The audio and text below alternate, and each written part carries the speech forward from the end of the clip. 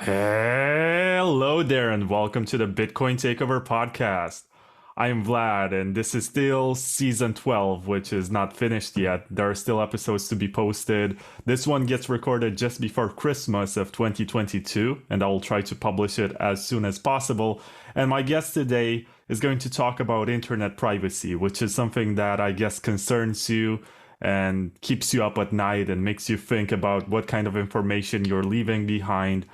And I'm going to speak with Viktor Vecsei, who is the COO of IVPN. And if you haven't heard of IVPN, I guess it's because you have mostly been flooded with ads for NordVPN, for ExpressVPN, and all sorts of stuff that YouTubers promote.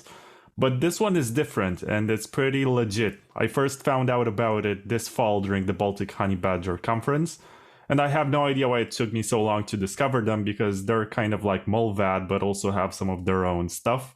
And that's why I invited Viktor here, who was also on my panel about privacy at the Baltic Honey Badger conference. So that's how we met, Viktor. It's very good to have you here. That's right. Hi, Vlad. It's really nice to see you again. And thanks for the invitation. We really appreciate it. Right. So let's take it to the basics right now. Why should people run a VPN? Why should they use one? Why does it make sense? Yeah, so when we are talking about like commercial VPN providers, the VPN technology can be used for different purposes, but when we're talking about commercial VPN providers, and everyone heard about the big names, as you said, I think they should consider that as a part of their toolkits to increase their privacy. And that is important for sovereignty, because all your actions and the data points and identifiers, everything you do is like logged, used, mined, shared freely in most cases and in most countries by parties that you don't know or don't trust. And the number one of them is your ISP. So your ISP is logging everything you do in most countries. And they can infer a lot of information about you, what you do, what are your interests, what do you plan to do, who do you associate with. And that, we are in a Bitcoin podcast and we are talking about Bitcoin. I think it also includes like your different dealings around that topic. So it might get you on different lists. It might get you flagged, and your ISP will know that you are running Bitcoin, you're mining Bitcoin, you're using different services related to Bitcoin, and that can be concerning now and especially going forward. So yeah, that's my short pitch for the general usage. Okay, so what does a VPN do and what doesn't a VPN do? Yeah, so just going back to very basics. So when you connect to the remote server of a VPN company and use that service, the connection between your device, router, and the VPN server will be encrypted. And the IP address that sites and the services you connect to, what they see is that will be shifted to the VPN servers. So this will offer various benefits. And the main one, especially for IVPN, we are a privacy-focused provider. Some providers do different stuff, but so the privacy benefits of encryption.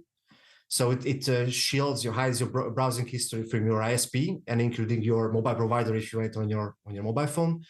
And this means that the list of websites that you visited and all the information related to that, they won't be able to see the browsing history. And this is for the US listeners, especially concerning. It's very permissive in the United States what the ISPs can do, and they can share it, they can sell it, they can use it for their own advertising purposes. So that's the commercial surveillance part. But also, like the governments in many countries, they have a wide range of investigative powers, and they have like free reign in using that data and accessing that data. And the ISP is unlikely to put up a fight against these kind of requests, sometimes like blanket requests. So your VPN provider might help you with that, but I guess we'll get into that. But you have to trust them. You're shifting that trust. So that's the privacy benefits of encryption, and also the IP part that we mentioned. So it masks your IP. You will use the VPN server's IP, and that helps you. So you won't be able to be identified based on that specific information, which I and mostly we consider that a private personally identifiable information. Like websites and services won't be able to use that info to identify you. But that's just one piece of the puzzle. So you can be identified in many other ways. So that's important.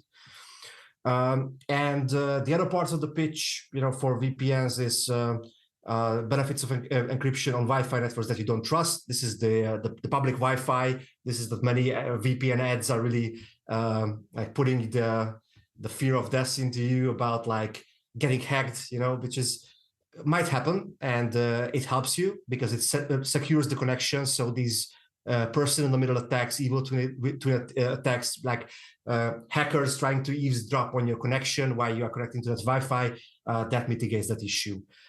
And lastly, unlock websites and content blocked from you. This is a big use case for many VPNs, not IVPN. You want to see shows that are only available in Netflix and BBC iPlayer if you're outside the UK and stuff like that.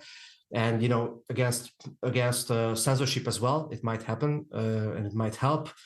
So these are the rough areas, and these are pretty good and pretty useful. But what is important, I think the second part of the question is what is not good for, because many VPN companies are like selling it for it will do everything. It will help you with all your problems. It's just one button and you are going to be protected. But that's not the case. So it won't make you anonymous. It won't hide your activities from all the big tech companies, Facebook and Google. It won't help you against all the kind of like advertising tracking. And it's not required for like home security, like work from home security. That during the COVID, that was the other thing that I've seen pop up a lot of times that pissed me off really, is that like VPN companies pushing this. If you are working from home, you need a VPN. It's if you don't, you might need a VPN for the privacy against your ISP, but it's not gonna, when you are doing your stuff at home, you are not at risk from getting hacked. You don't need a VPN for security at home. So at least that's our position. So yeah, this is what I have about this. Yeah. Right. So you mentioned the IP address, and you mentioned that a VPN conceals your IP address, it masks it. What is the IP address? Because it's like an identifier which comes from your internet service provider, right? Exactly. It's assigned by your internet service provider. In most cases, it's as I said, it's personal identifiable information because it's uniquely assigned to your network. So anyone connects on your network. So if like, for example, someone, the problem is that your ISP knows a lot about you because they have your billing information. They have, in most cases, they have you are KYC essentially. So anything you do on that network with that IP address is going to be linked to you. And it's personally identifiable information. When you connect to services, they will see that IP address. When you, even if you use like a custodial wallet on your phone, they will see your IP address. So any kind of connection, when you connect to an external service, there is a call there, and they know this IP address because that person,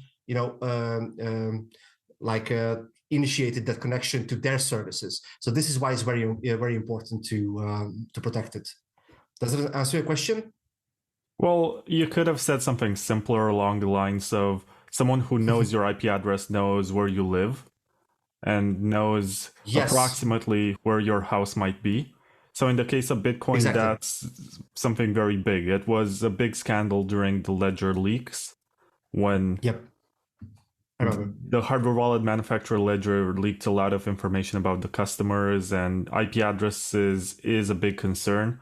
That's why you have, for example, Bitbox02 by Shift Crypto and Trezor. They both have in their desktop clients a Tor button that you enable to hide your IP address even from them and from everyone. Exactly. Yeah, but I've recently tested Trezor, and I was a bit disappointed to see that it's optional only, so it's not by default. But Tor has some problems nowadays with the reliability, so maybe there's something to do with that. Maybe some people don't care about this, but at least they have this option, and at least it's visible during the setup. So that's good to see. Yeah. Yeah, and as you said, it appears while you set up, you're being asked if you want to enable that. And each time you open the client, you get that option.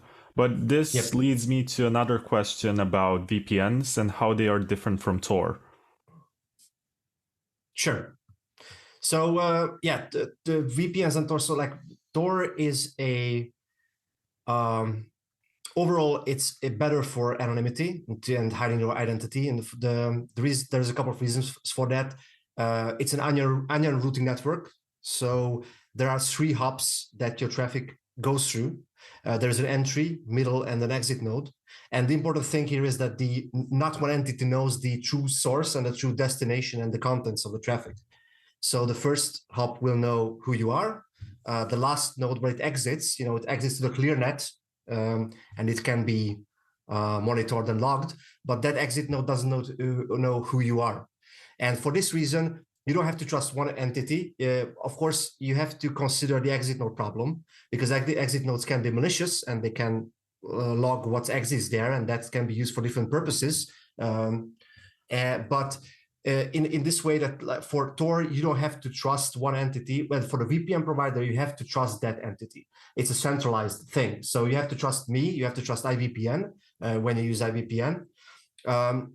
And VPNs are a single point of failure in this sense. So that's in short.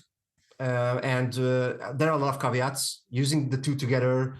And there are downsides of Tor, of course. The performance, the speed, and you will be identified as a Tor user. So you might be banned. Your ISP will or might know that you're using Tor, and some sites will refuse to serve you.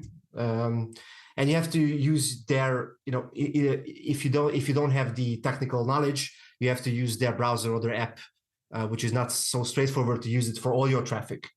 So there are some downsides, but if you so the VPN generally won't make you anonymous. Tor might, and you have to consider who is your adversary. So what kind of threats you want to protect yourself from, and make your choice based on that.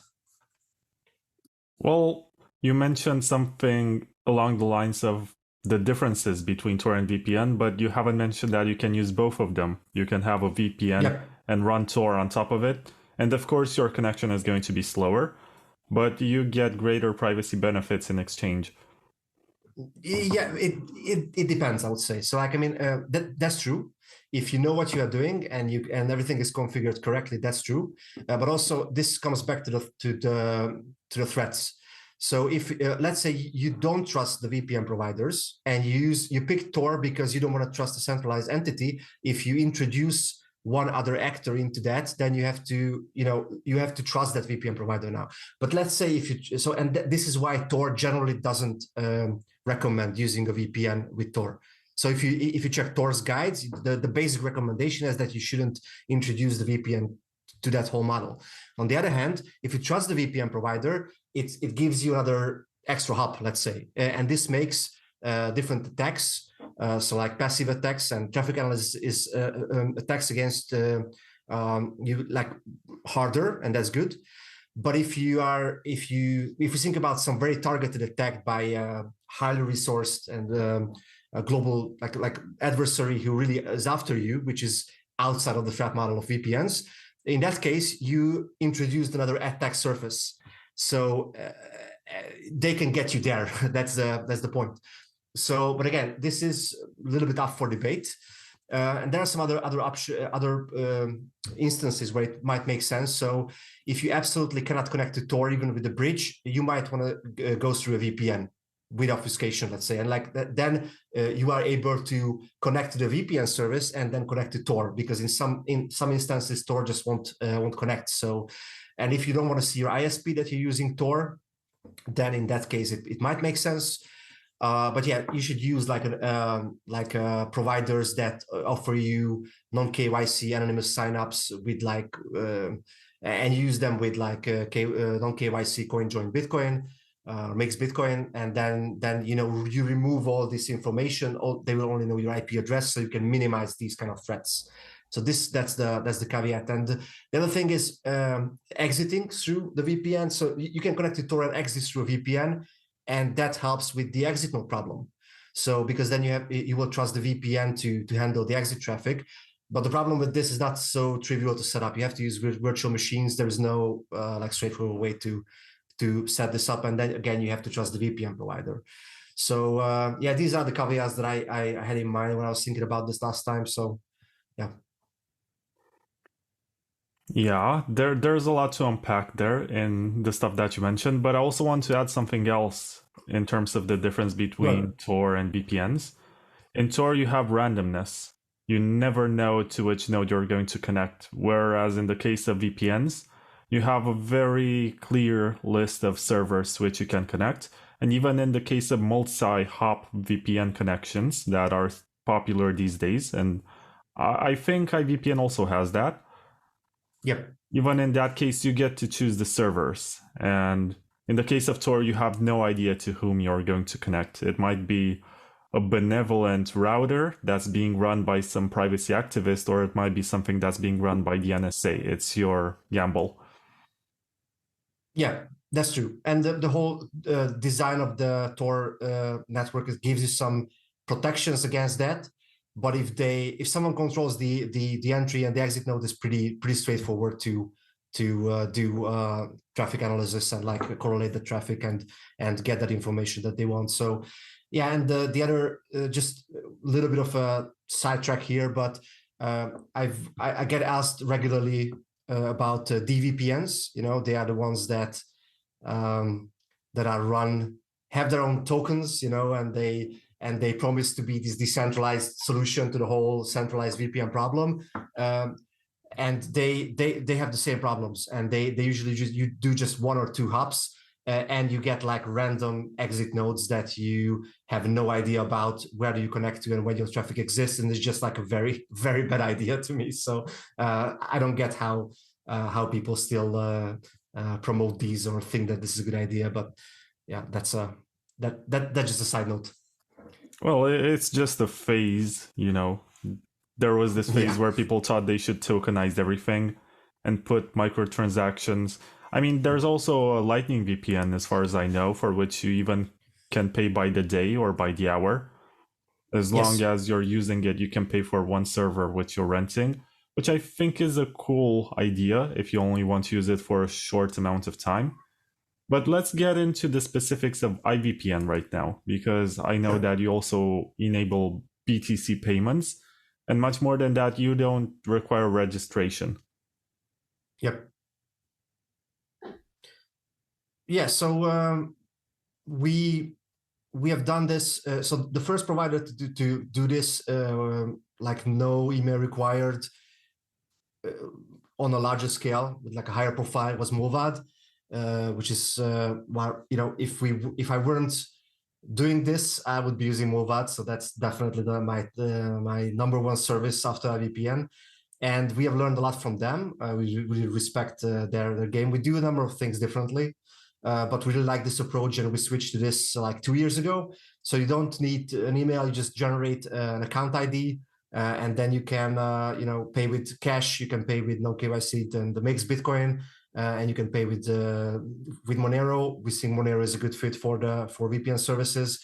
And then essentially the only information we know about you is your IP address. This is the part of the equation that we cannot change, or we cannot get out. But yeah, so I think this is a good approach. I think when we are talking about VPN services, the less information the VPN service knows about you, the better, because in case of like any kind of potential compromise, which we protect against, you know, we can get into that. That's maybe a different topic. The only thing that we will know is your IP address, and if we don't log any kind of activities, any kind of timestamps, any kind of like connection logs, and anyone comes to us or tries to get information from us, we just say, okay, we have no idea. You know, tell me who is that ID, who is that user, who is that? We have no idea. So this is why you should pick a VPN service, even if it's not IVPN. I don't care that much. That's like, don't do this kind of stuff that's where they collect a lot of information. So they get your email, maybe they get some other information. And the other thing is, when you if you see VPN providers supporting Bitcoin in the sense that they accept Bitcoin, most of them it's going to be through a third party. And that's for us, that's not the right way to do it. For the right way to do it is through running your own node, running your own BTC pay server or some other solution which helps you get that sovereign solution. And yeah, we host everything ourselves. We don't use any kind of third-party tools.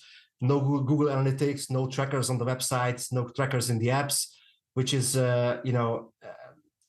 unfortunately, surprisingly, it's a pretty high bar because most other VPN services don't do this, which for me tells me that they don't really care about your privacy. So that's an interesting question for me. We are kind of maximalists in this sense. So yeah, and there's some other stuff which we try to do differently. But yeah, so we have open source apps. We have regular audits. These are not unique. But these are, I think, like just the minimum that you need to do as a VPN service. Transparent ownership, transparent team. Yeah. Right, so you mentioned open source apps. Is everything about IVPN open source, even the protocols and everything that runs on the servers? No, yeah. So like for the open source, we need to separate different areas. Like we have the apps, the infrastructure, maybe other properties like the website. So for IVPN, our apps are open source and the website is open source. So for the apps, it gives you some assurance over general security because the code can be inspected by anyone. That's just general open source benefits. And it can also increase your confidence that the apps themselves don't contain anything that would help us log your traffic. But that's just one part of the equation because on the infrastructure side things can happen. So our infrastructure is not open source, and I was thinking about this. I don't think that I know any kind of high profile providers that have open source infrastructure, but maybe you know some of them. I don't know. That's a little bit more tricky. So that's possible. And because then you have the option to inspect and evaluate the code and the server configurations, and that would give you additional assurance, not 100% trust, but additional insurance. It's doable. We've been thinking about it. There are some projects in the VPN space that aim to do something like this, maybe even on a higher level. So, but that's a little bit of a tangent here. But so we are thinking about something about this, and we have a project to explore this next year to give even more visibility and assurance, so anyone can audit most of the stuff that's running for us. But right now, the infrastructure is not open source. No. Yeah, you asked me for examples. I think I got an email from ExpressVPN that was like a year ago, and they were launching this open source protocol, which is called Lightway. Yeah. And that's all I know. Okay, yeah, so that's a little bit different because that's a protocol just like OpenVPN or WireGuard. And I think what they have done, I haven't looked into it deeply, but what they have done is that they have taken the WireGuard protocol and changed it or improved on it in some way. And I think it might give you better obfuscation properties. I'm not sure about that. So the open source part of that is that anyone can use it, change it. We could use it. IVPN could implement their protocol and we could use it. But that doesn't give you visibility into their infrastructure. So it's not open source infrastructure in the sense that you cannot inspect what's running on the servers and you cannot inspect the server configurations.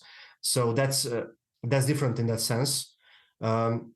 What's good there is that that so the open source part of the protocol, but I have to preface it by saying that this is not my area of expertise, but I think that the open source way of properties of the protocol is good because anyone can inspect that it has sound properties in terms of security, and there's no it cannot be broken, and it cannot be hacked, and there is no way to break the protocol itself, to access your traffic.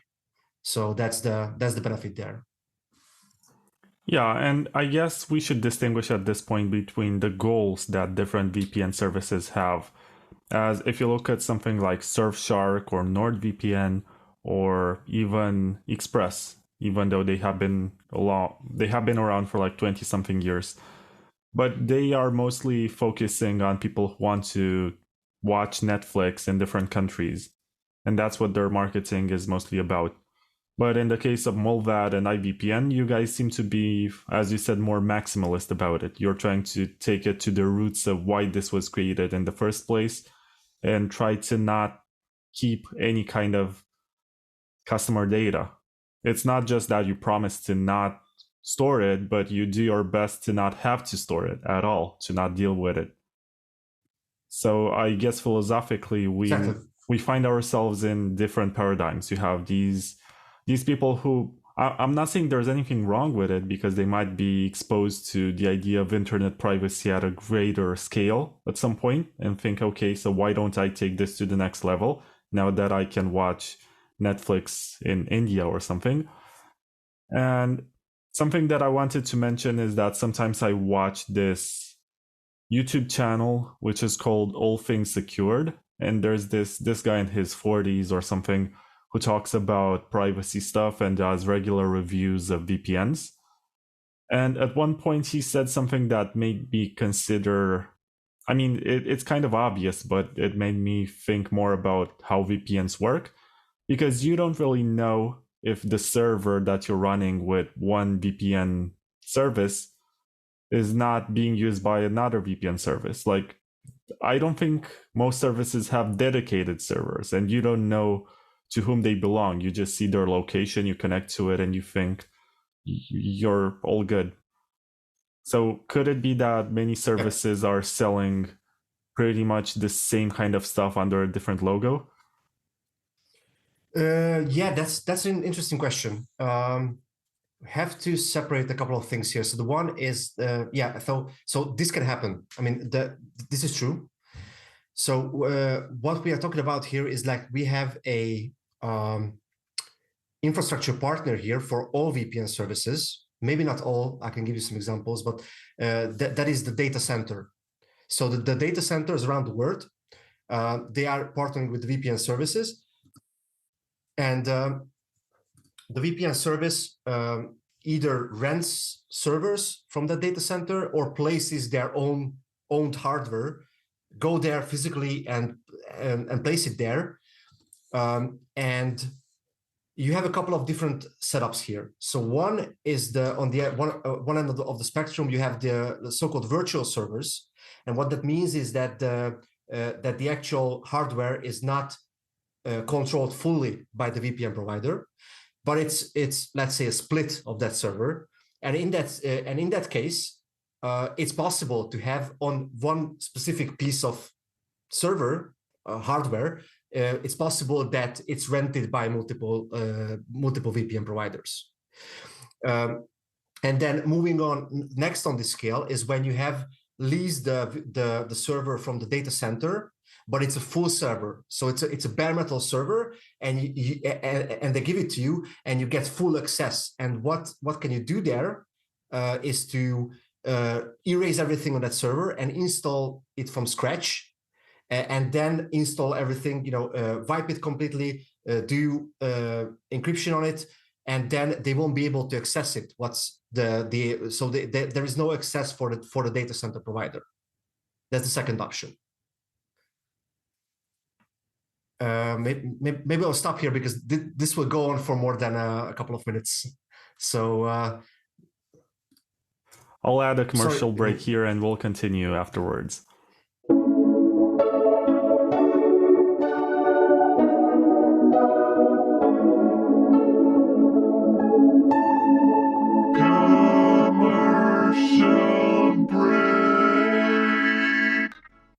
After Mt. Gox collapsed, that was really the precipice of me saying, right, this has to change. We need a totally transparent exchanging system and base it on gold instead of fiat. Vaultoro is the hard money exchange which helps you beat inflation with instant swaps between the best stores of value known to man, gold and Bitcoin. Unlike most exchanges, Vaultoro understands the importance of transparency and security. All gold holdings are secured in top-tier Swiss private vaults and fully insured against theft, fire, and more. Maximize your purchasing power today by going to voltoro.com/Bitcoin takeover. This is not financial advice, but gold has been humankind's most reliable store of value in the last 6,000 years. Do your own research. Use promotion code TAKEOVER for a one-time bonus of 1 gram of gold for the first 50 new customers buying gold with Bitcoin.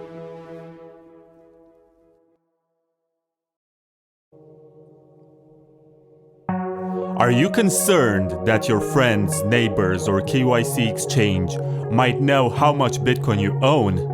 It is time to take your financial privacy seriously with Wasabi Wallet, a free and open source wallet solution which makes use of mega coin joins to mix your coins with those of hundreds of other strangers.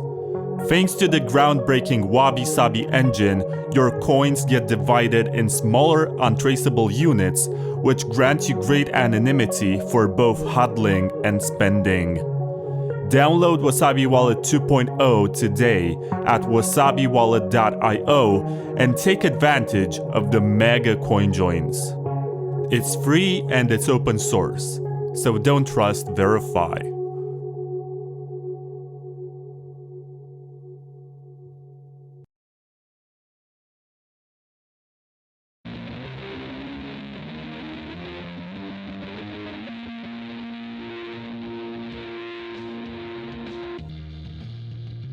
What are you going to wear when Bitcoin hits $1 million? The same old $20 t-shirt?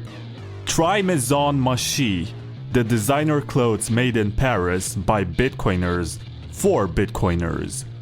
They're not your average mass-produced sweatshop clothes. Machi will ask for your measurements and tailor every piece of clothing according to the shape of your body, so you always look and feel great in your t-shirt, hoodie, or dress. It's all made in France by real artisans who also happen to be Bitcoiners, which is why Maison Machi only accepts Bitcoin as payment for their clothes. Get a Maison Machi t-shirt or hoodie today. It might even help you find a girlfriend.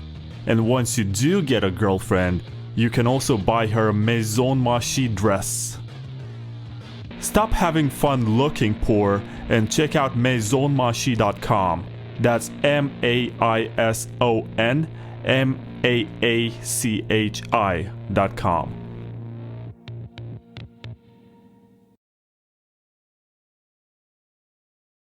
Yeah, so when we consider on multiple providers using the same servers, yes, that can happen. That's possible. We have data center partners. All VPN providers have data center partners where you have the servers in different geographical locations. You know, it's they provide the servers in some shape or form, which we have to use to for customers to connect to. And there are different ways that VPN providers can do that. So on one end of the spectrum, you have so-called virtual servers, where the VPN provider is not getting access to a full server, full hardware, and use that, but let's say a slice of that, something like a VPS. And this makes them possible, you know, it enables them to have like 5,000 servers in 200 locations. This is why you see, so for example, when you talk about Nord and Surfshark, I think they use virtual servers. And this is why they have so much more locations, because they use these virtual servers, and these have some problems because it's much easier to gain access to them. Of course, they will argue otherwise, and they say there's nothing to see here. But there were some compromises in the past, especially with specifically with Nord. There was a compromise because of that. So you have these virtual servers. These are easy to set up, and you get a slice of the server. And in that case, it's possible that multiple providers use the same server. I wouldn't be surprised. So NordVPN and Surfshark are owned by the same company now, and they are based in the same country. I wouldn't be surprised that like they use the same servers and they rent it and they split it. And if you move further on the spectrum, you have the bare metal servers where you lease the actual hardware from the data center, and you wipe everything from it. So you control it, and you wipe everything from it, and you install it from scratch. So you do all the best practices, disk encryption. So if someone tries to access it, everything is just gone. And there are different ways to do this. I'm not going to get into that, but that's the second step, let's say. And the third one is when you actually own the server. So it's your own hardware that you've commissioned, put together, and then you go to the data center and you place it there. And this helps because against physical tampering. So if, for example, if I just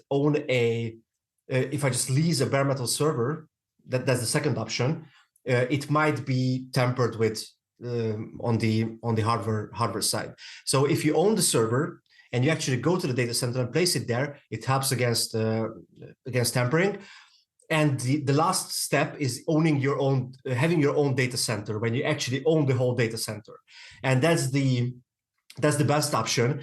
I know of one VPN provider that has it, which I wouldn't recommend because they have some other problems. But they also run like hosting companies and other stuff. So that's why they have their own data centers. So I think the providers that I trust and I would recommend, that IVPN included, they either have bare metal servers, or they own their servers, or it's a mix. But virtual servers, I think it has a lot of problems. So I'm happy to get into the details of that, but it was already a long explanation, so I will just stop here. So yeah. The more precise reason why I decided to ask you this exact question is that I have been testing IVPN, and I did notice when I go to websites such as whatismyip.com that when I'm on IVPN, it says that my ISP, meaning the internet service provider, is IVPN. So from this piece of information, I deduced that you guys have your own servers. It's a little bit tricky. I mean, these IP checking sites, they use different databases, which are not always up to date. That can be one problem. But what they do is they classify the IPs. So what you see is like the IP that you have, it's IVPN. I think what they are doing is they buy lists of VPN exit server IP addresses, which they know which company it belongs to, and they show that information to make it more precise. So what I'm trying to say here is it doesn't necessarily mean that it's our own servers, or that doesn't necessarily mean it's a virtual server, because even if it's a virtual server, the IP address might not be shared. So yeah, but I'm not sure about the caveats there. So, but again, I wouldn't use this information. If you want to get this information, the best thing is to look at the VPN provider website or ask them directly. Do you have virtual servers, or do you have bare metal servers, or do you have your own servers installed in the data centers? If it's virtual servers, I wouldn't recommend using them. So yeah, specifically, I think Nord, they have virtual servers. Express, I think they have their own servers. Proton, or it's a mix. Proton is also a mix of these. Mulvad is also a mix of bare metal and own servers. IVPN is, we don't have our own servers anywhere. This is something that we'd like to work on. But again, this all depends on your threat model, because the level of paranoia that you have, and the level of threats that you want to protect yourself against from. So like a data center employee going there and tampering with the servers, that can happen, and it's a problem if it happens. But this is not something that's very likely, or it would affect most of the VPN users, because that's not something that VPNs can protect you against, like a targeted attacks from very motivated adversaries like the three-letter agencies. So yeah. But what's the worst that can happen if somebody goes physically to the server facility or whatever? What's the worst that can happen? That they can shut down what's going on because they don't have much information to get, right? Yes, that's exactly right. I mean, so that if it's a server that is up and running and they just go there and try to tamper with it, it just shuts down and there is no information to retrieve from there. So that's the basic premise. So it's But about again, what we're talking reliability, about not about privacy. now, it's about security in the sense that if they so if the hardware that our servers are running on are compromised in any way, there are ways to start using that compromise to log information. So even if we think that everything is running smoothly and everything is going great, if the hardware itself is compromised, then that can introduce problems. But again, this is something that you have to consider, and you have to. So there are different caveats here, and again, I have to say that this is not my area of expertise, and I picked up a lot during the years about this, talking to my colleagues, and we have some responses in some communities about this, which I'm happy to share and link to. And then if someone is interested in this, we had a conversation about this where we answered a couple of questions, I think on Reddit, about different facets of bare metal servers versus on servers. So I would rather refer to that answer than trying to unpack it here, if that's okay. Well, send me the link and I'm gonna put it in the description so people can check that out. Let's do that. All right. So I know people who tell me that I should be running my own VPN service with open source software on a Raspberry Pi. What's your opinion on that? It depends on what you are trying to do and what you want to do.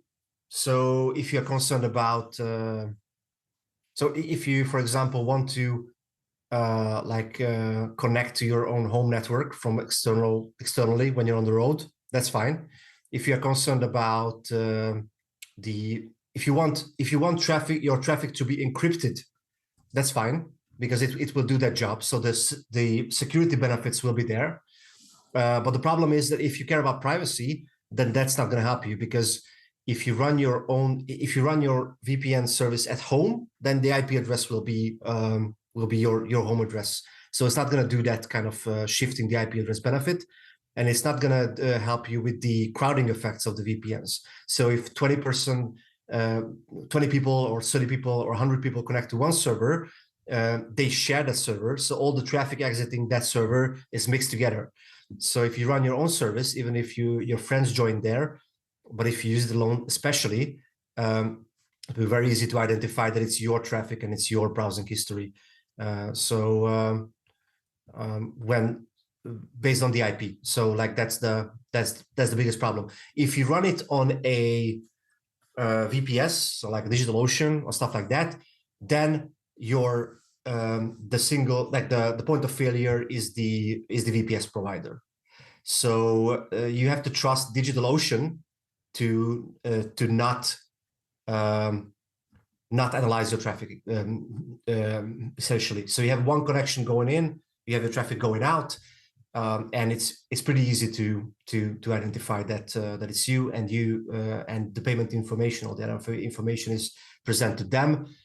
So this is why it's a subpar solution. That's the answer. It's not that it's a bad idea. It depends on what you want to do. If you want better privacy, then you have to use a service where there are like at least a couple of dozen people connecting to one server, which you will get at a capable VPN provider. Yeah, that makes a lot of sense. And something else about which I want to ask you concerns people who tell you to not spend your Bitcoin. There are a lot of Bitcoin Twitter influencers out there who tell you should never buy anything with your Bitcoin, you should spend with your credit card and only accumulate Bitcoin. But in the case of VPNs, that changes the whole situation, right? Because if you pay for privacy with your credit card, you're not gonna get any more privacy. And even if the service promises to not keep logs of your traffic, that's very hard to prove.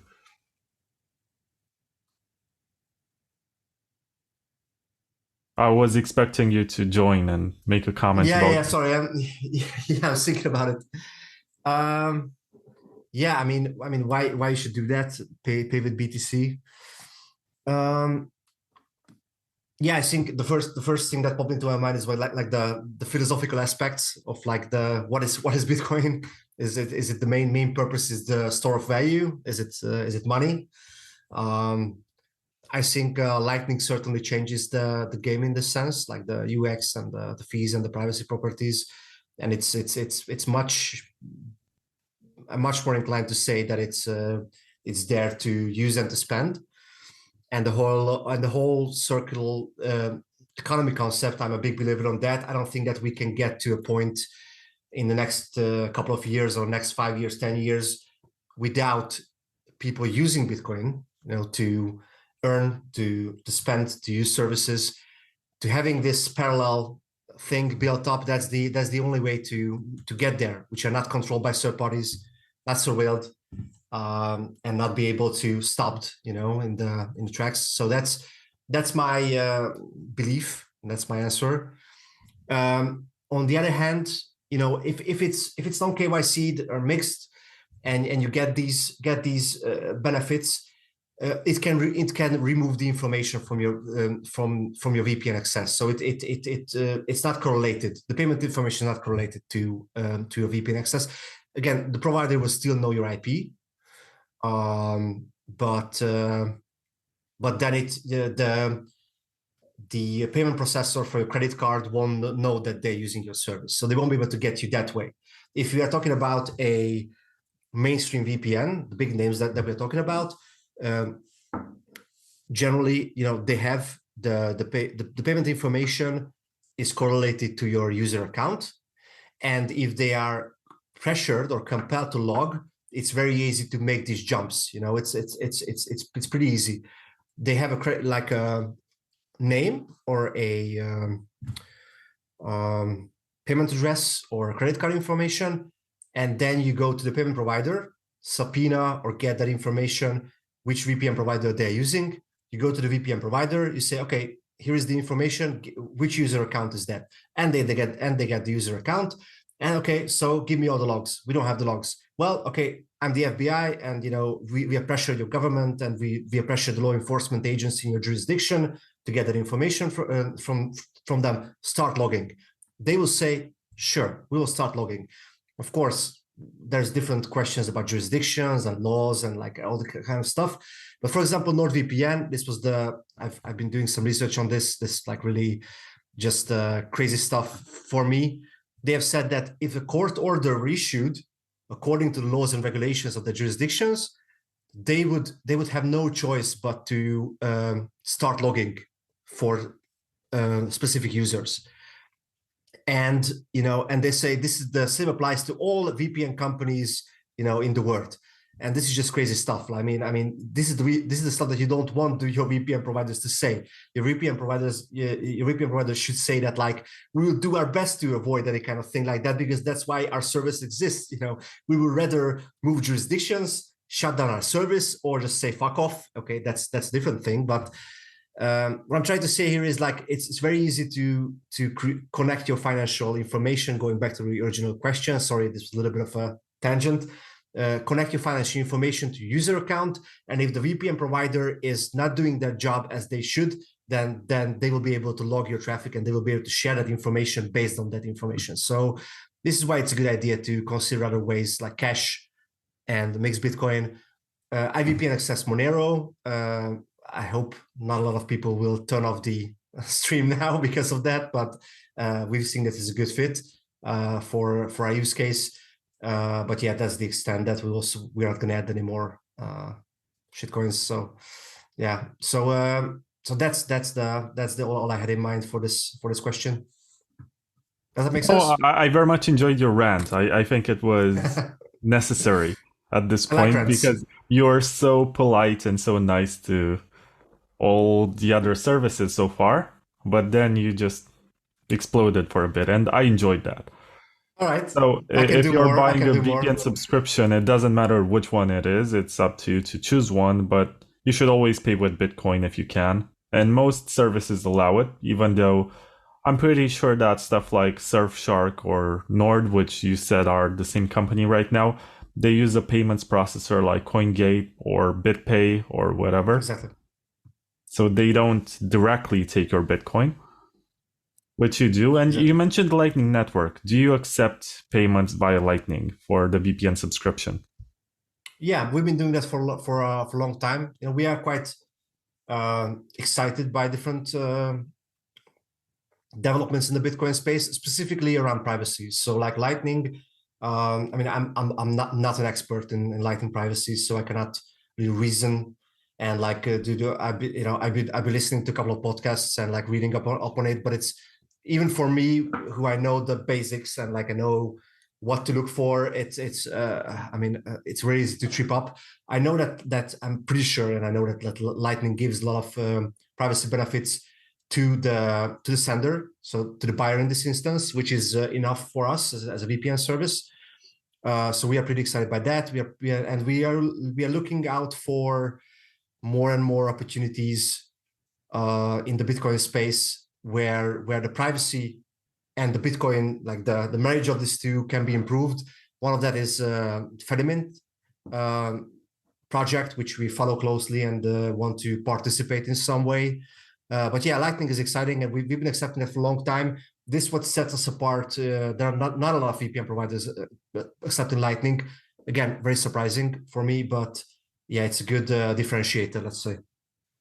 Yeah, I think the service that most Bitcoiners recommend, no offense there, but it's Mullvad. But the problem with Mullvad is that they only take on-chain Bitcoin. And if you want to pay more privately, because Lightning, you didn't mention any privacy benefits of Lightning, but at least when you make one payment on the Lightning network, you don't inform the entirety of the network about your transaction, and they don't have to store it forever. So that's the difference, because only the nodes involved in routing your transaction are the ones that know about it, and they don't have to store it forever. Exactly. That's very important, and that's why Lightning scales. And this is like an indirect privacy benefit. But in the case of Mullvad, I remember there was a Bitcoin developer who created basically a website. So what's his name? He's the one who created. Oh no. He's in your magazine. I remember that it was in your VPN article. So he is, yeah. So he created a way for you to buy a Mullvad subscription with Lightning Network. Yeah, it's like a bridge or something like that. It's not super convenient to trust somebody else to perform this service. It's nice that it's there, but at the same time, you guys at IVPN require no accounts. You mentioned that you might have the user's IP address when they first download the client or sign up. I mean, you can access the website via Tor. I'm pretty sure you can do that if you don't have another VPN to conceal your IP address. And also you accept Lightning as payment. I mean, that's super. You pretty much tick all the boxes that a Bitcoiner wants to hear. Nice. And I'm not even paid to say this, so. Yeah, I mean, I really try to avoid making any kind of conversation like this, like an IVPN ads, in the sense that, yeah, we're not paying for this. And, again, I think we are pretty honest and no bullshit. And I regularly say all the time that like IVPN might not be the best choice for you. I completely understand why people like and pick Mullvad. It was pretty, I was pretty happy to see like in Riga, people coming up to us, it was not like we were there and like we were like a new service and like no one heard about us. And I have to start convincing people like, oh, IVPN is the hot shit and stuff like that. But like people walking up to us, like saying like, yeah, I use Mullvad and use you guys, but I've been telling Mullvad and emailing them and like hounding them to add Lightning, but they haven't added them yet, Lightning yet, and you guys have done it. So I guess many people appreciate that. Yeah, Mullvad is a bigger company now. I know their background. We are not super close, but I met them once, and I know that they care about privacy. They have a really strong ideological drive. I know that they are or were into Bitcoin pretty big, but they're not hands-on as much. So the founders are not hands-on because they have a bigger company. They have 10x of customers and servers compared to IVPN, and they have a big team. So I think I think there is no big reason why they haven't added Lightning yet. It's just like they're slower. They have a lot of projects. They have a big roadmap, so they might add it at one point. But yeah, I really hope that our focus and our drive, to add the recent stuff in the Bitcoin space is useful to people. So yeah, that's all I have about this. Yeah, personally, I haven't heard about IVPN until I think it was September when the Baltic Honey Badger took place and we met. And at the time, I was a bit skeptical because you guys were sponsoring the conference and you were part of the privacy panel. And my first thought was like, oh, of course, the sponsor gets to join the panel. But then I asked Peter Todd, so what do you think about IVPN? And his reply was, oh, I use it sometimes. And I was like, what? There's something I'm missing here. There's a missing piece of the puzzle because this Bitcoin developer is into, and Peter Todd is super critical. Like he's going to trash pretty much everything you throw his way. But he said, I use it sometime. And that's when I realized, okay, I'm missing out on something here. And that's when I opened your website and I checked out to see how it works. And I realized, okay, you guys are pretty much like Mulvad, but maybe not as popular.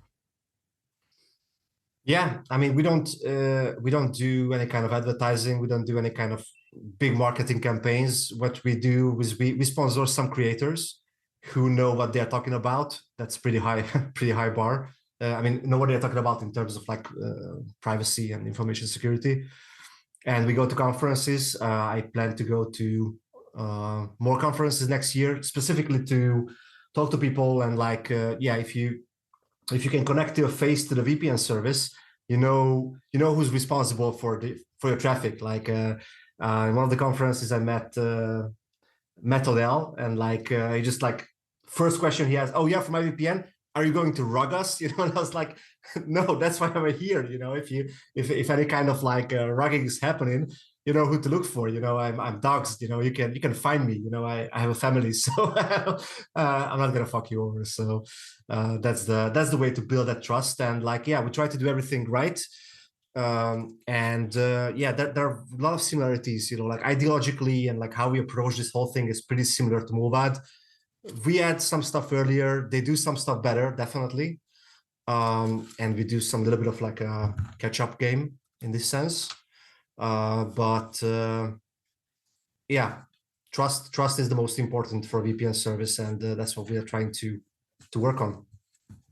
Okay, so getting back to that rugged part of your argument, what is the worst case scenario that can happen? Like someone puts a gun to your head and makes you do the absolute worst that you can do to the IVPN customers. What's that? What's the worst that can happen?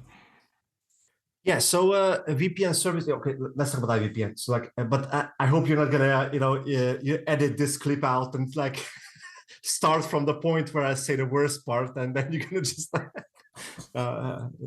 like, okay, so this is what IVPN is doing. So this is what IVPN is not doing. But the worst part, yeah. So the worst part is if someone puts a gun to our head or threatens us with like 30 years of jail time and says you should start doing this. I think the worst that can happen is that log all the traffic. So we see everything that an ISP could see, which means that we see all the traffic going through our tunnels. If it is HTTPS traffic, we see the domains that you connect to. We see the DNS requests if you use a DNS service, which is by default the case. And for non-HTTPS traffic, we see everything. Basically, it's So we can log all of that, and for all the customers that we have some information, for all the customers we have emails, like going back to 2000 and like up to 2020, I think we have emails. We have payment information, so we can correlate all of that and essentially see all the requests that's going through. So we can sell that to data brokers who can do whatever they want with it. We can share it with the governments. And that can be pretty bad. we can share it with 3-letter agencies.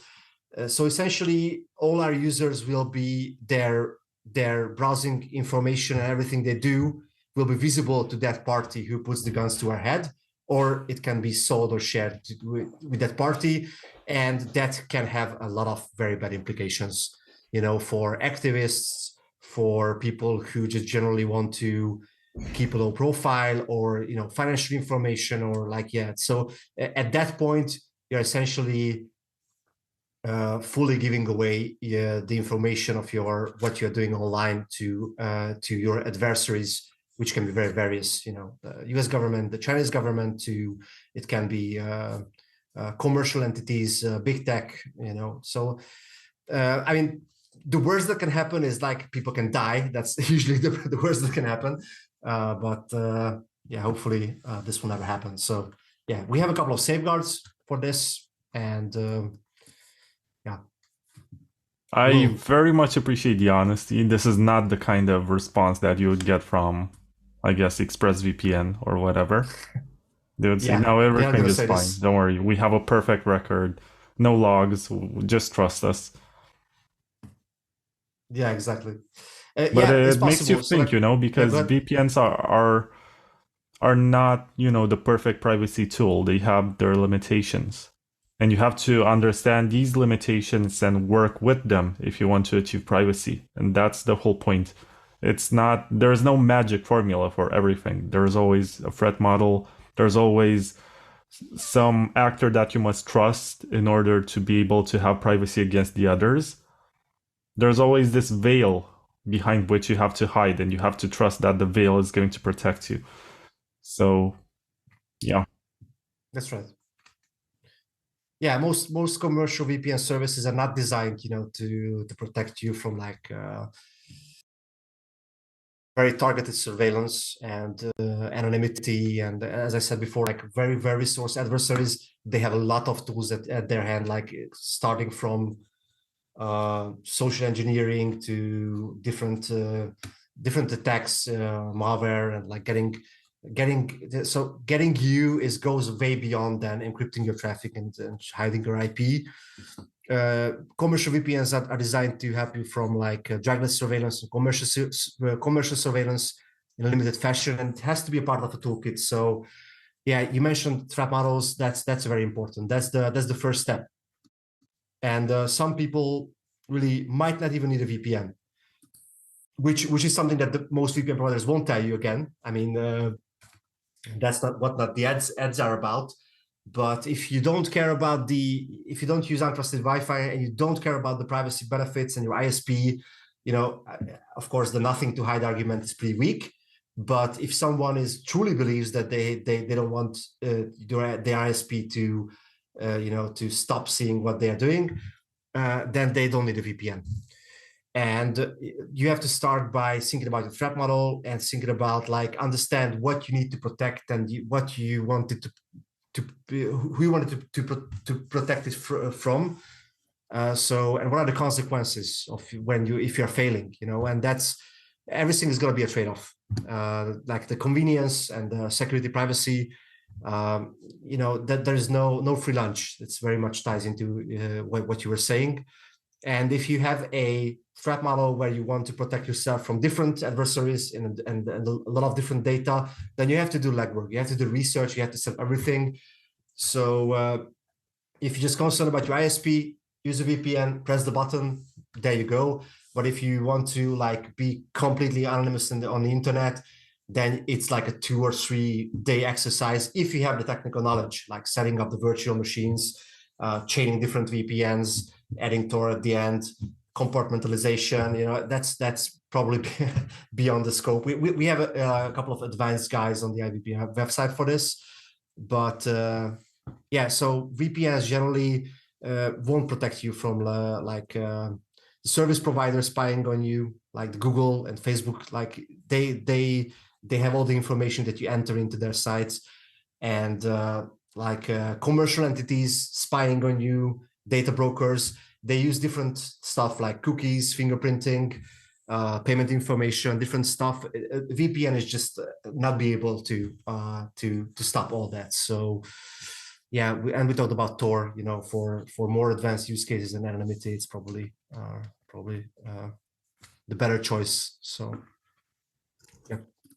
Did you have time to look into Tor alternatives? And I know that right now NIM is pretty popular, and it's a mixed net.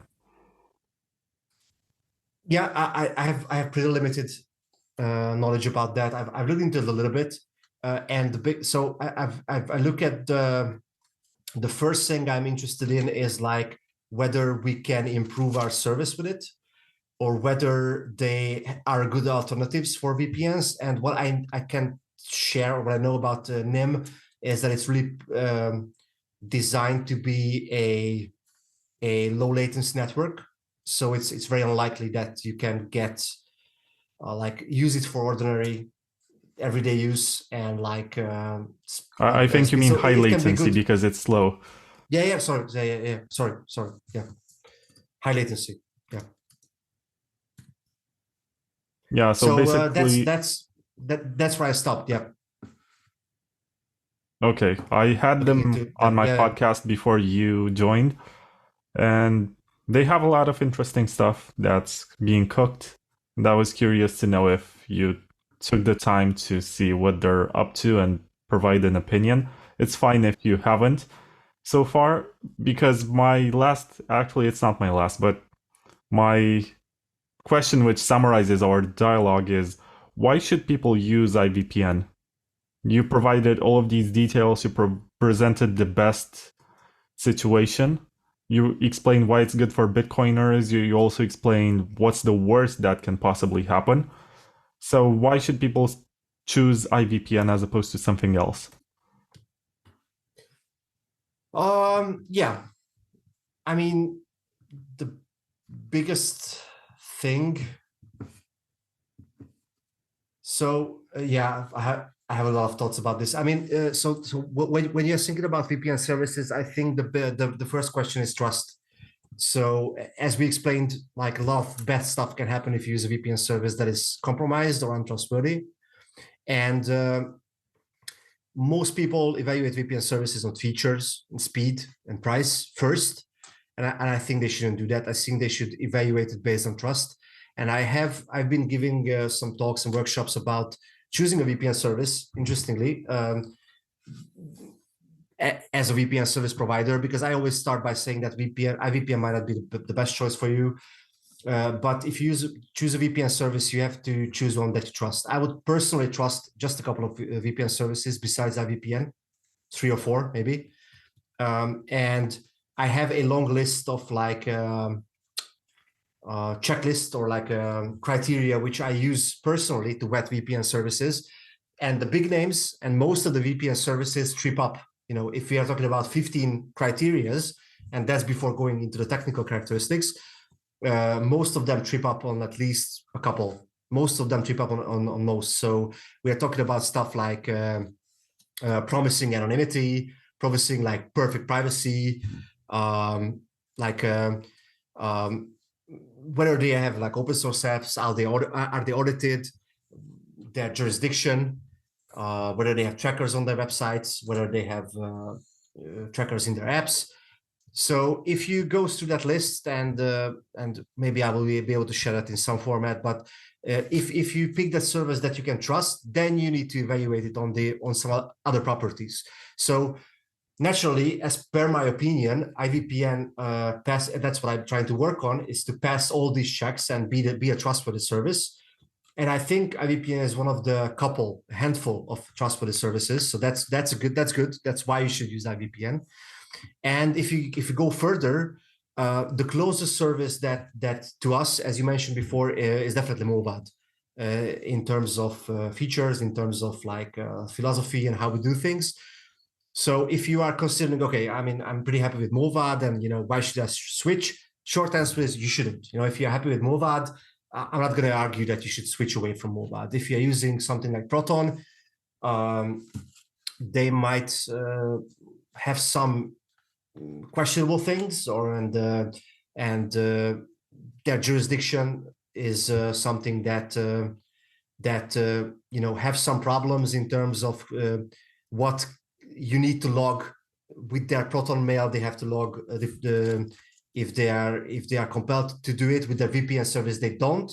But I'll be looking into the Swiss laws, and there are some like Supreme Court challenges around that. So I will be keeping a close eye on this topic.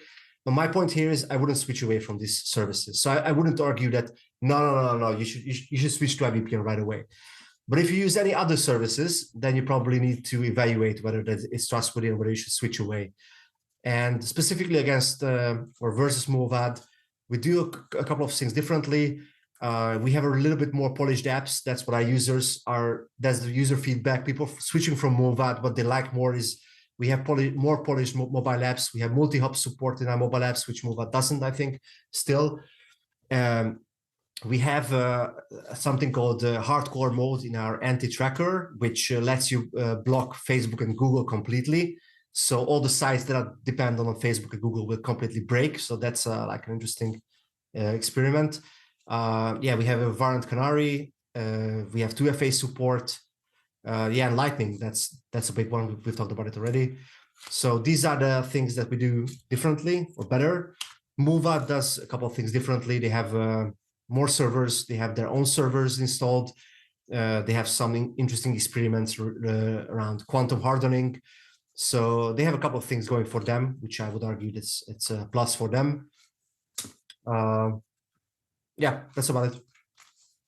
Okay, so Victor, you mentioned something interesting about jurisdictions, and I forgot to ask you about the jurisdiction in which IVPN finds itself.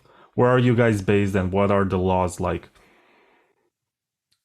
Yeah, so IVPN is based in Gibraltar, which is tricky in some sense, because on one hand, Gibraltar is officially part of the UK, which would mean that we, if we were in the mainland UK, you could argue that we are under pretty fucked up and like heavy surveillance laws, because UK has like this Snoopers Charter, where they are pretty much have like free reign into going to any kind of providers and compelling them to start logging and hand over all the information. The good news is that like Gibraltar has its own jurisdiction or own law enforcement and own data protection laws, which are pretty favorable to VPN providers. So we have any kind of laws that would compel us to log. And we only accept, so when law enforcement comes to us from outside of Gibraltar, UK, US, wherever, we, by law, we have the right and we do ignore all the requests immediately. So what if they press the case, we send them our pretty clear legal enforcement guidelines, which says that they have to come through a Gibraltar agency. So anyone who wants any kind of data from us, they have to go to Gibraltar.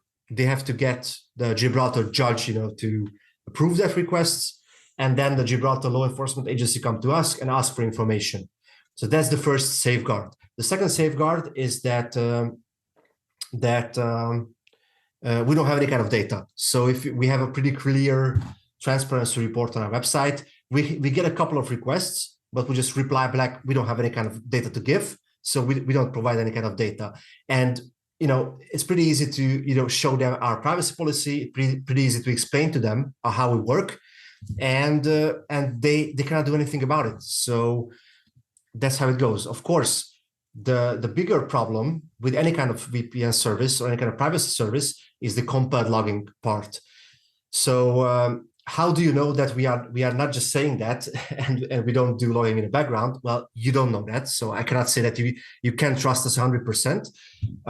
What we can do is be very transparent about everything, talk to you, show our face. And we have a variant Canary as well, which means that we update it continuously. And it's a mostly automated process. So if we were to get any kind of like raid or compelled logging stuff going on, then our warrant Canary would stop. And this is not a 100% like foolproof method to protect yourself, but it's the best that you can do. And we also have some internal measures and internal guidelines and processes. So if we were to get any kind of official pressure or like court order or anything like that, we would either move our service to a different jurisdiction or stop the service. And that's one of the biggest differentiators, which is like a very not really easy to explain, and probably you don't think about it when thinking about VPNs or private services, is that most big VPN providers won't do that. And that's the NordVPN is a good example. They say, oh, okay, it's the law, so we have to comply. But you have other options. It's a red herring for me, because you have other options. You can stop the service right away. And I'm pretty sure I have a lot of conversations about this with our CEO, Nick, and I myself, we do this not for the profits. It's nice to make a living, of course, with something that you do well and you do some good as well. But we definitely put principles before profits. And if we were to face this kind of situation, we would either first stop the service and maybe do something else. Maybe start another privacy service or work on something different, or get into some of the Bitcoin stuff more deeply, or try to find other ways to improve the privacy in the world. But I wouldn't be able to carry on like, okay, I know in the background that we started logging and like, but we have to keep the show going. And most big providers, I just can't see, like a provider with like hundreds of employees and billions of dollars, raking in all that money. They won't say that, okay, we'll rather stop the service than to start logging. It's just unfathomable to me. So this is a tricky question, a very important question when we're talking about VPNs. Yeah, and if you look at the article in my magazine, I also mentioned the jurisdiction. Yep. And something that upset me was that, okay, so let's go through my history of using VPNs quickly.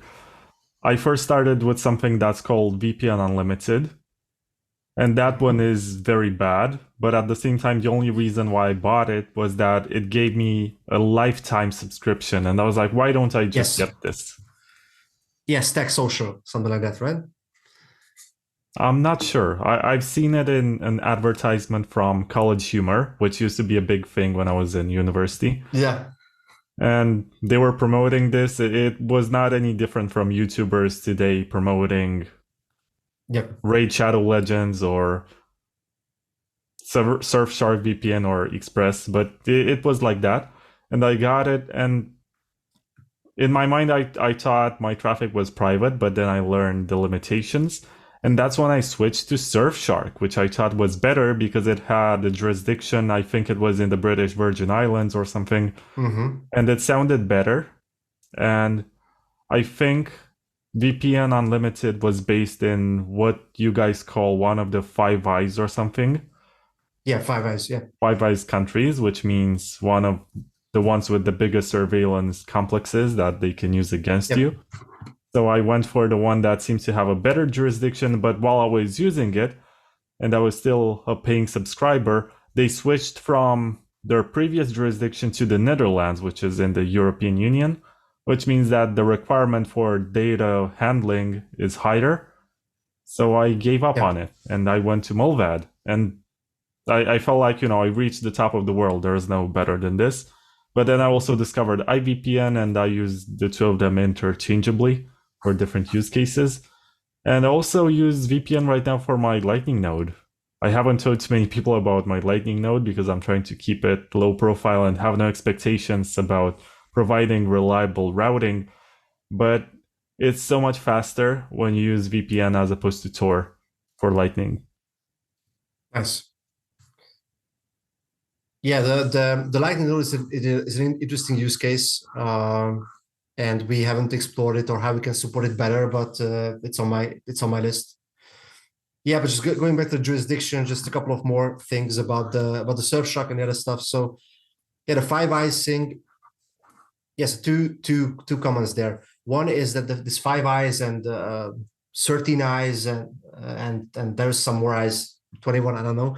So these are the ones that cooperate with the US the most for surveillance, and I would argue that it's not that important for different reasons. It's important because the more intrusive their surveillance methodology and their whole infrastructure and the government pressure and the different institutions, the more pressure they put on commercial entities, the more likely a VPN provider will fall under that problem. So in that sense, it's important. But so we are talking about, we have the under the surface, over the surface. So we have the overt stuff, which is about what are the laws, and do you trust the provider to implement everything correctly? So, for example, in case of MOVAD, Sweden is in the 13Is. So for some people, it immediately rings alarm bells. But in Sweden, you have the laws, which, and MOVAD pretty much like have a rundown about this and explains this, that VPN providers are not compelled to log, and they cannot be compelled to log in a targeted fashion based on their telecommunications laws, because that's usually what defines these things. So by law, they don't have to do it. And no one can go there and say, by law, you have to do this. There is no court order that you can issue there. And also, if you trust MOVAD that they don't log and they don't do anything shady in this regard, then you are kind of good. So you can accept that they are in 13Is, in a 13Is country. The other part of the problem is what I mentioned with UK, for example, and with the US, and why I wouldn't use a US-based provider. It's much easier to get caught up in covered stuff, so under the surface stuff, where you get pressured, behind the scenes to start logging with obfuscated stuff. So in the US, for example, the national security laws and all this kind of stuff with the NSA, it's all under wraps. They can issue court orders which are obfuscated and not revealed for I don't know how many years. And they can do all these aspects of this whole chain, which you have to do to get a VPN provider to start login under the wraps. And if you have a VPN provider who's in the US, they might fall under that problem. So on the other end of the spectrum, you have providers, which is like the British Virgin Islands, and what you were saying, these are, let's say, privacy-friendly jurisdictions. But the problem there is that in those countries, these also come with obfuscated ownership. So you don't have a clear record. You cannot look it up. Who has this company? Who's responsible, ultimately responsible for your data? So, for example, when if you have a VPN provider incorporated in I don't know, Panama or something like that, the owner of that company can be anyone. It can be a government. It can be the Chinese government. It can be the Russian government. It can be the US government. You will have no idea about that. So there is this trade-off between a VPN provider and a jurisdiction, which is very like non-offshore and clear, and where they can be held accountable and maybe sued even. And on the other hand, the one that is really have very loose laws and unlikely to face pressure from the US government. But the end of this very long answer is that there are like 50 or 60 countries that has very strong surveillance cooperation with the US government. So I mean, if the I don't know, Uncle Sam wants to get you, I mean, it's really hard to push back. So what you need to be concerned about is the actual laws in that country, the publicized and the official laws, and whether you trust the provider. So yeah, that's what I wanted to add. Yeah, I like you, Victor. I mean, not in any, personal way or something, but you're super honest. And I expected when you told me that you're the communications representative for IVPN, I thought this would be more like PR, and you telling me that IVPN is so great and it does this and that. And that's why I also tried to balance the questions to also make you say some stuff that might not be ideal, but you're super open about the trade-offs. And I hope that the people who have listened up to this point, I hope you have, because it's super informative. And I hope that you have learned a lot from Victor. So Victor, how can people follow IVPN? And let me ask you something else. Are there any promotional codes that you can divulge in this interview for people listening? Sure. Yeah, when I usually talk to people on in communities, and when I do interviews like this, yeah, I usually offer, if you email, so we don't do discounts and we don't have discount codes. and I cannot give you like the Vlad, I don't know, or the Bitcoin takeover, enter that code. We don't do that stuff. But if you email victor@ivpn.net, that's Victor with a K, I'm happy to share a voucher code for 2 weeks, and then you can test IVPN. One thing you have to know, this is not an anonymous way to sign up, because I know the code and I know your email. So please use like a throwaway account or a pseudonym, if you're concerned about that. Apart from that, if you want to pay for the service, we have like a $2 1-week trial, specifically so you can test it before committing for long term. And it's pretty easy, no KYC, just press the button, generate account. So yeah, that's it. Okay, so how can people follow the project? So we update the community in a couple of ways. Mastodon is my favorite, but we have Twitter, we have Reddit, and I'm pretty active in different Matrix channels around privacy and security. So you can find me there. My handle is Viktor IVPN, I think, on Matrix. So you can follow IVPN there. Check out our website, and give it a shot. You can email me if you have any feedback, or you can email our customer support. We are pretty knowledgeable people with fast response. We have a couple of people in Ukraine though, and electricity is sometimes hard to come by, but they're great people. They're doing their best to keep supporting our users, and so we'll just keep doing our job and try to do our best to build a good VPN service. That's it. Okay, Victor, thank you very much for this interview, and happy holidays to everyone listening, and to you, Victor. Thanks. Merry Likewise. Christmas and all. I'll try to post this before Christmas.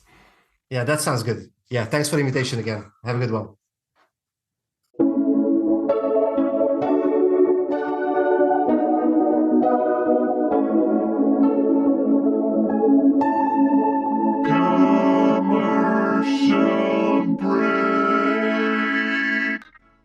After Mt. Gox collapsed, that was really the precipice of me saying, right, this has to change. We need a totally transparent exchanging system, and base it on gold instead of fiat.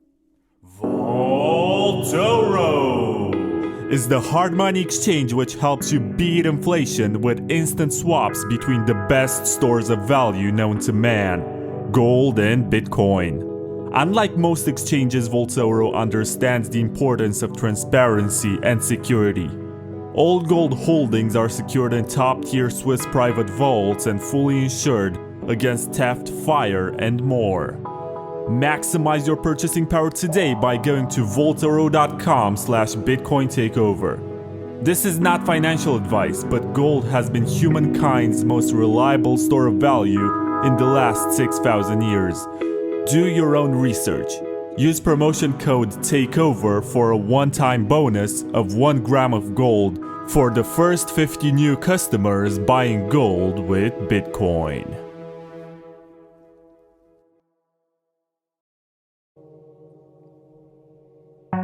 Are you concerned that your friends, neighbors, or KYC exchange might know how much Bitcoin you own?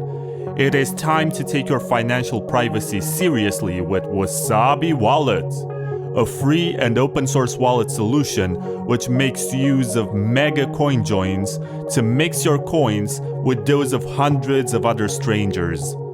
Thanks to the groundbreaking Wabi Sabi engine, your coins get divided in smaller, untraceable units, which grant you great anonymity for both hodling and spending. Download Wasabi Wallet 2.0 today at wasabiwallet.io and take advantage of the mega coin joins. It's free and it's open source, so don't trust, verify.